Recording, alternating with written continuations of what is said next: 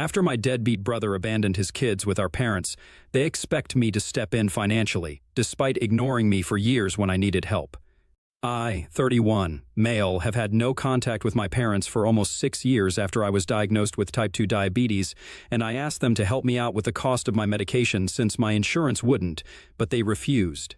I was between jobs at the time, so I was short on money, and everybody knows how expensive medicines are, but, as usual, my parents let me down. We got into a pretty bad fight when they refused, and I told them that it was a bit stupid of me to expect anything from them in the first place, since they had never bothered to care about me at all. And they never tried to apologize to me after that. So we just stopped speaking to each other. Even when we would see each other at family get-togethers, we wouldn't speak. They were on good terms with my brother, in spite of him being a total screw-up though, which isn't surprising since he always was their favorite. My older brother, Carson, 39 male, is a high-functioning alcoholic and has, unfortunately, been that way for the past 8 years. He has gone sober several times but has never been able to make it stick. I honestly feel bad for him because a couple of months back he lost his wife in an accident and was left with 2 kids, both boys under 10, to take care of. I knew his wife. She was a wonderful, sweet person, and I think she was the only thing keeping him from becoming a full-fledged raging alcoholic who couldn't be bothered to do anything else but drink himself to. Unconsciousness every day. The grieving just made it worse, and he was fired from his job shortly after his wife passed away because he hadn't even bothered to show up or explain his absence. Every single day, he would drop his kids off at his in-laws' house or our parents' house, and then spend the rest of the day drinking at home. He would only sober up enough to drive to pick his children up, bring them back home, and then put them to bed. The next day, he would repeat the same thing. About a week ago, he had dropped his kids off at our parents' place and said that he would be back to pick them up at the end of the day, as usual. But a couple of hours after that, he just sent them an email saying that he wouldn't be returning because he knew that he was not a good father to his children and didn't want them to grow up with him. So, he was leaving them with my parents because he knew that they could care for them better and wished them luck. He had also blocked our parents and his in-laws after that, so they couldn't reach out to him either, and nobody had any idea where he was. After a couple of days of trying to find out where he was, they gave up, and my parents decided to contact me and tell me all about this so they could ask me to help them out financially. Both my parents are retired now, and they do have retirement funds set aside for them, but if they start taking care of the kids, they are going to need more money, and they are not sure if they will be able to support themselves and the kids with just the money that they have. Carson's in-laws have already surrendered and have said that they will not be able to take on this responsibility, so I'm the only person that they can count on because I'm family, and they were relying on me now. I haven't really had any contact with Carson over the past couple of years. We were not on bad terms, but we were never really close. I guess it might be because of the age gap, but we were just never very brotherly to each other. So I liked my nephews, but I thought it was unfair of them to ask me for help, especially when I knew that they had the resources and the means to raise the kids on their own. My parents had been pretty well off when they were working, so I found it hard to believe that they wouldn't be able to raise 2 kids on their own without my financial help. I told them that as much as I wanted the kids to have a bright future, I could not keep my own aside and prioritize them, so I wouldn't be helping them out with the money. Instead of respecting that, my parents started arguing with me and said that as a member of the family, I should realize that we are in this together and that I need to help them. I found that pretty laughable because I still remember what they had said to me when I had asked them to help with my medical expenses 6 years ago. And I repeated the same words to them. Don't rely on us just because we're your family. You need to figure some things out on your own. That's what they had said to me when I had told them that I needed them to help me out for a couple of months with the cost of medication since it was necessary and expensive. But everything else I would manage on my own. And it wasn't even a lot of money. I was eventually able to do it on my own after cutting a lot of corners, which I wouldn't have had to do if they had just helped me out. But what they were asking for here was a lot of money every year, and I had a future to think about as well. As a matter of fact, I do plan on having kids of my own in a year or two since my wife, 30, female, and I have also been married for 2 years now, so it's not practical for me to commit to contributing to helping them out. And I made that very clear to them. Besides, we have not been in touch for the past 6 years. What were they even expecting anyway? They got really pissed off when I repeated their own words back to them. They said that I was being a jerk and that they couldn't believe that I was just turning my back on them like this, just because of something that had happened 6 years ago. Then they started emotionally manipulating me and asked me if I was in their place, would I have said the same thing? So I told them that if I were in their place, I would have called CPS and let them handle it because this was getting too much for me. Then I hung up. But my parents told everybody about the CPS comment that I had made and how I had refused to help them. And now the rest of the family is texting me to let me know that I'm being really heartless right now. I don't understand what to do. AITA for telling my parents that I will not be helping them out with money to raise my deadbeat alcoholic brother's kids? Edit. So I guess I wasn't exactly clear with how my relationship with my brother and his family was. First things first, I actually knew his wife from before they got married because we went to the same college together, and it was a happy little coincidence.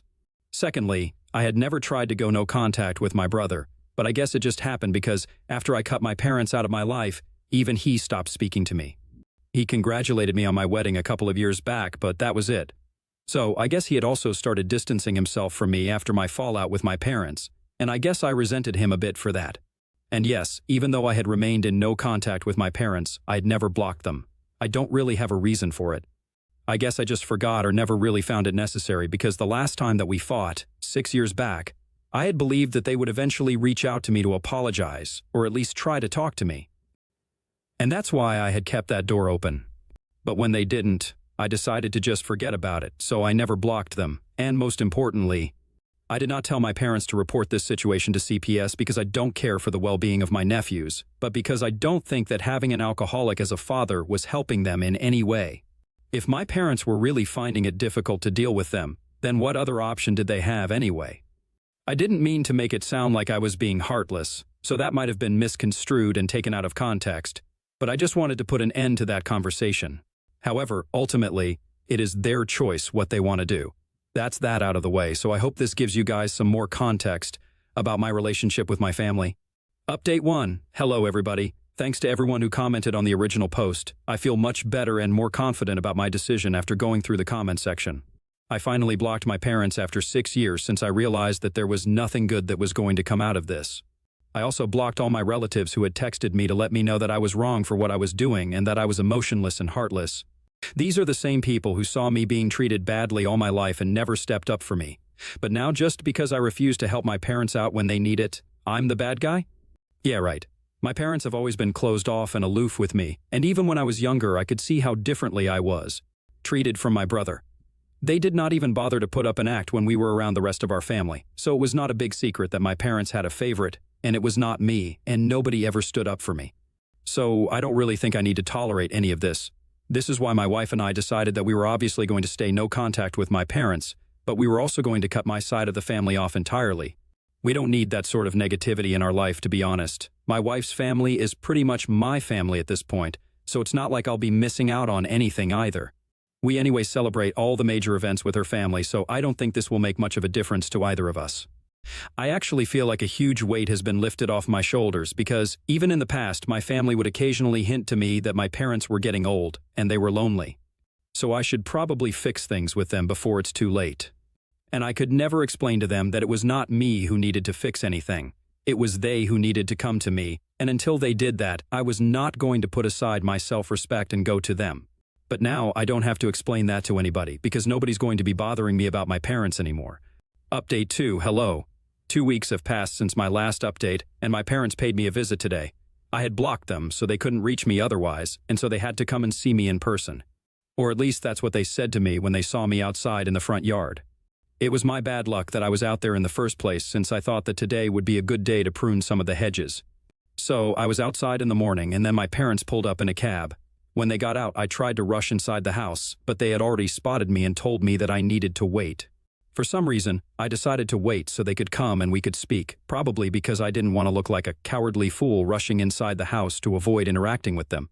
Once they were there, I told them that I had not changed my mind, and that if that's what they were here to talk to me about, they could just leave, because it would be a waste of my time as well as theirs. But they told me that they were not here to discuss the kids and the financial help that they needed from me. They were apparently here to talk to me about our relationship as parent and child. I found that very confusing because 6 years had passed, and we had not spoken to each other properly. So I didn't think it was necessary for us to discuss things now. But I still let them speak because I wanted to see where they were going with this. To my surprise, they actually acknowledged the fact that they had never treated me fairly and had been very cruel to me by not even trying to be there for me when I was struggling with money. They said that they were really apologetic for the way that they had treated me, but it was just that they had never expected to have a second child and told me that I was more or less of an accident, so to speak. They went on to explain that because of me and my mother's sudden, unexpected second pregnancy, they had to put their plans on hold indefinitely, and eventually ended up not being able to accomplish anything that they had set out to do in the first place. Apparently, their plan in the long run had been to settle into a more traditional lifestyle where my father would be working, my mother would become a stay-at-home mom, and my dad planned on quitting his job and starting his own business. My mother wanted to stay at home and take care of my brother, but when my mom got pregnant for a second time, they did the math and realized that it would be impossible to sustain this kind of lifestyle on just one income. If my dad tried to quit his job at that time, it would be even more troublesome for our family. New businesses take time to break even, and he couldn't take that sort of financial risk. And even though they were not happy about it, they still decided to have me and put their plans on hold. But with time, they just started finding more and more excuses not to do what they had initially set out to, and they didn't even realize it. But at some point, they had started subconsciously resenting me for it. And that's why they had always acted like that with me. But now, they were here to finally give me an explanation as to why they had never been there for me as a kid, and why I was treated differently, and to ask for forgiveness for that as well. It was a lot of information to take in, so I literally had to sit down on the porch steps because I was finding it hard to process all of it at once. Considering the way I was treated my entire life, it did not come as a surprise to me that I was unwanted and unplanned. Also, the age gap between me and my brother kind of gave it away. But the fact that they had actually resented me for something that was not even my fault was what really broke me, because suspecting something was off in my relationship with my parents was one thing, but hearing it straight from their mouths, I was not prepared for that in the slightest. So, after a few minutes of silence, I told them that I wanted them to leave, and that I would let them know what my response to all of this was later because, at the moment, I was still struggling to process all of this. They were respectful enough to leave after that, after telling me that they were really sorry for the way that they had treated me once more. Then, after they were gone, I went back inside the house and told my wife everything that my parents had said to me, and then, I don't know why. I just broke down into tears after that, and she had to comfort me because I was extremely emotional. I cried myself out for a couple of minutes, and once I had recovered, I started thinking about what I would say to them. I know that I'm not obliged to actually respond to them, and I don't have to talk to them if I don't want to. But I feel like this is something that I really want to address. Frankly speaking, I haven't even thought about whether I want to establish a relationship with them after this or not. Everything is a mess in my head right now, and it's going to take me some time to really come to a decision about what I want to do. Update 3. Today, I finally sent this email to my parents. I'm just going to paste it here because I really don't have the energy to elaborate. This is what I sent. Before I get into what I have to say, I would like to thank both of you for coming to me and at least trying to clear the air. I really appreciate the fact that, even if it was a little too late, you guys still tried to make things right.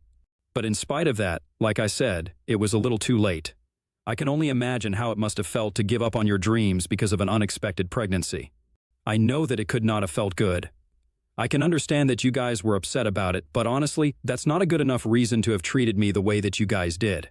I always felt like a second-class citizen, even in my own home. I cannot explain to you how horrible it was to know that no matter what I did, my brother would always be treated far differently and better than I would ever be. I started realizing that nothing I ever did would matter in the end, because my own parents were never going to be impressed with me or even care about what I was up to. I don't think you guys understand how horrible that felt, and I really can't even explain it because unless somebody was in my position, they wouldn't have any idea. To think that it took you guys so long to realize that you guys had made a mistake by treating me like that is very sad.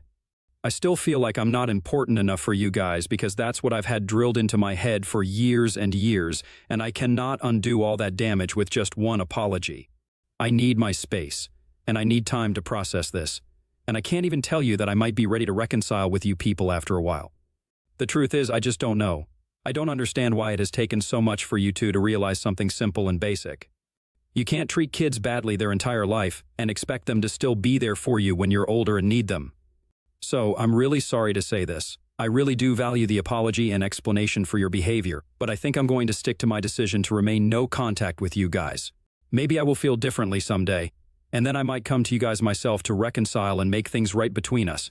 But for now, this is the conclusion that I have come to, and I really hope that you guys will respect this and not reach out to me again until I'm ready. Thank you so much. Update 4. So, it is almost midnight right now, and 6 days have passed since my last update when I sent that email to my parents. After that, they did not reach out to me, and I thought that they were going to respect my decision to not be in contact with them until I was ready to speak to them and fix our relationship. This evening, however, my wife and I decided that it was an unrealistic expectation for us to have, thinking that they would actually respect anything that I had said. Both of us had just come back home from work and were freshening up when the doorbell started ringing incessantly. When I went to check who it was, I realized that my parents were standing outside, and both of them looked very annoyed. So, I opened the door, and I told them that I was not ready to talk to them yet, and I think I made it sufficiently clear in the email itself. But my dad said that they had read the email several times over the course of the past couple of days, and they thought that I was overreacting and that it was really not that big of a deal, and that by now, I should have come to terms with this. They said that they had apologized to me in the hopes that maybe I would soften up towards them and try to understand their struggles as well, but instead, I only seemed to care about myself and how I had felt. My mother accused me of not even caring about all the sacrifices that they had made since my dad had spent his entire life working for somebody else, when all he had really wanted to do when he was younger was build something of his own.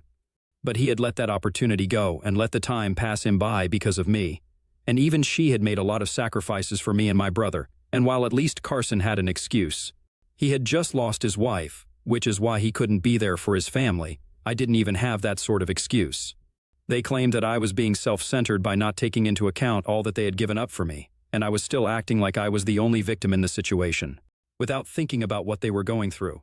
Then my dad said that the email had been ridiculous, and they had thought about it for a while, but that they couldn't respect this idiotic decision of mine any longer. They were here to sort things out with me once and for all. It was a really weird approach to take, to be honest, since if they really wanted to sort things out with me, as they claimed, they should have taken a different tone with me. But they were getting really aggressive, and I didn't like that. Also, I had just come back home from work, so I was very exhausted and cranky, so I kind of burst out at them. I told them that they were the ones who were being idiots, because if they really thought that one half-hearted apology was going to make up for everything that they had put me through my entire life, they were wrong. I told them that I owe them absolutely nothing since they had never treated me with any sort of respect.